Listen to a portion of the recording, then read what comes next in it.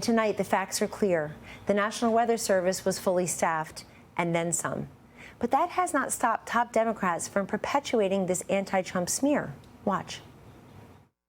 What had just happened in Texas, the fact that they slashed the National Weather Service, whether or not that was the direct proximate cause of those deaths, the fact that we're having that conversation is the issue.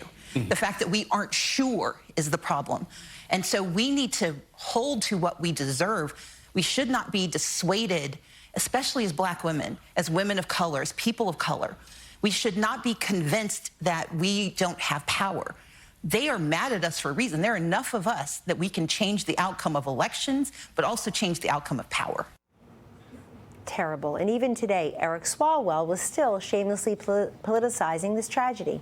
Take a look.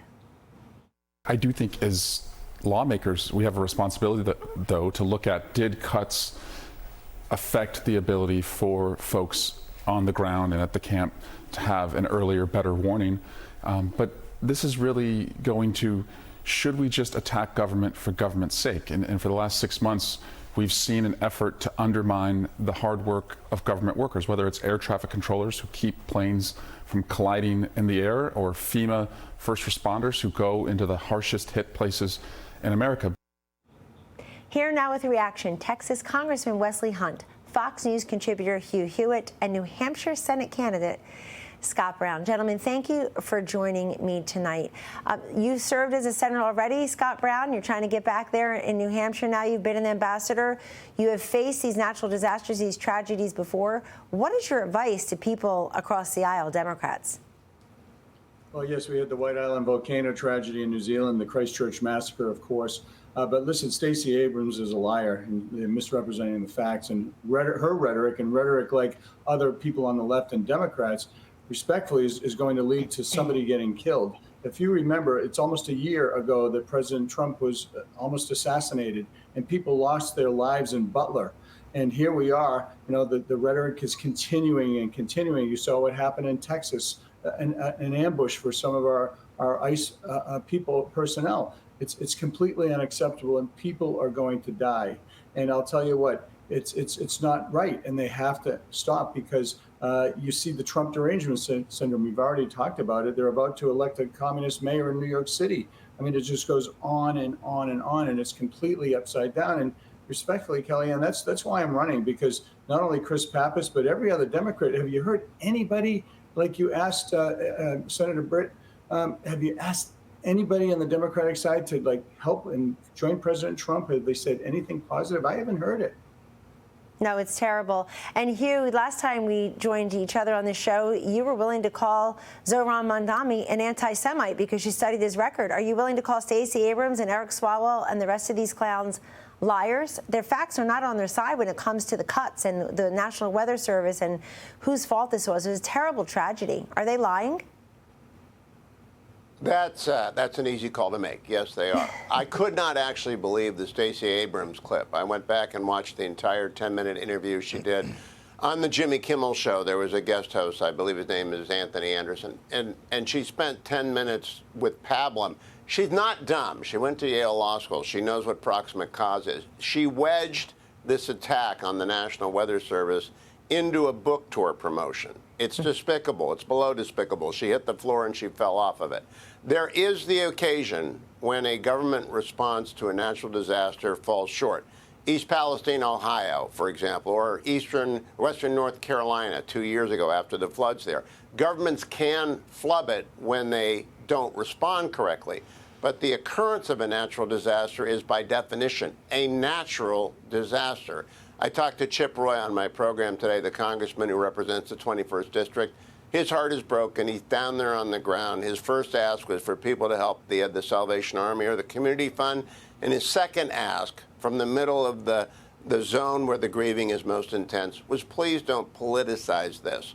What Eric Swalwell did, and it's expected from him, and what Stacey Abrams did, and it's expected from her, is whatever would get them on television or sell books, respectively.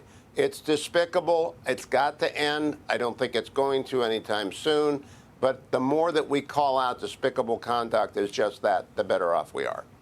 Yes, in addition to despicable and lying. Congressman Hunt, what do you expect from President Trump's visit to Texas? I know he's very careful to not get in the way of rescue and recovery. He has said that many times, but here's a president who went right to where the fires had happened in L.A., after he and the First Lady Melania Trump, just new to the job in the second term, went to North Carolina to meet with the folks who still had not recovered from the devastating natural disaster there from months before because Biden fell down on the job. But what's your advice? I mean, you're somebody that we look toward for leadership. You vote in the House. What do you expect from President Trump? What do you want to hear? And what would you tell your Democratic colleagues tonight, including Eric Swalwell? I just came from a vigil a couple of hours ago. There are two families that attend my daughter's high school, and the high school that I attended. The Bellows family and the Gatton family, my prayers are with you.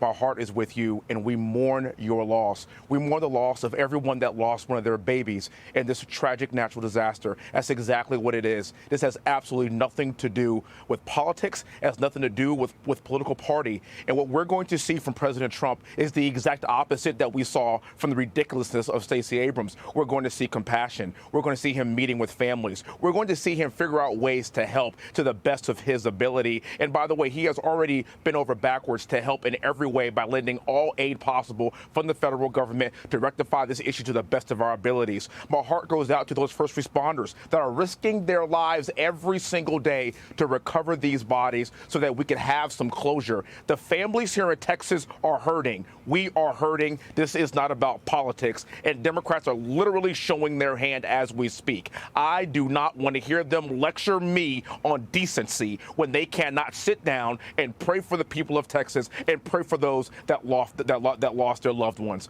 I love the fact that President Trump is coming here to Texas. I will be there with him, and I can guarantee you he will bring the American spirit with him, the spirit of compassion.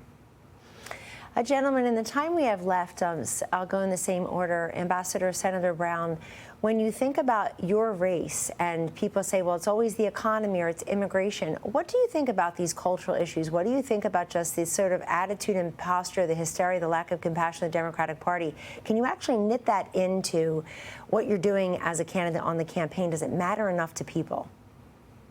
Well, I already see it now. I mean, whether you have the open borders, the sanctuary cities, the men and boys and women and girls sports. I mean, there's a complete upside down situation happening in New Hampshire where we have the New Hampshire advantage that's being attacked by our delegation. And I'm presuming it's the same way throughout the country. We're putting more taxes, more regulations, a whole host of things that make it more difficult. And thank God President Trump did his job. He closed the border. Thank goodness he's doing his jobs. He's streamlining and consolidating a lot of these government agencies that need to be, modernized. So I'm thankful that obviously that he's going to go down there. I'm so thankful, as was just said, for all of our first responders. I mean, that Coast Guardsman, unbelievable.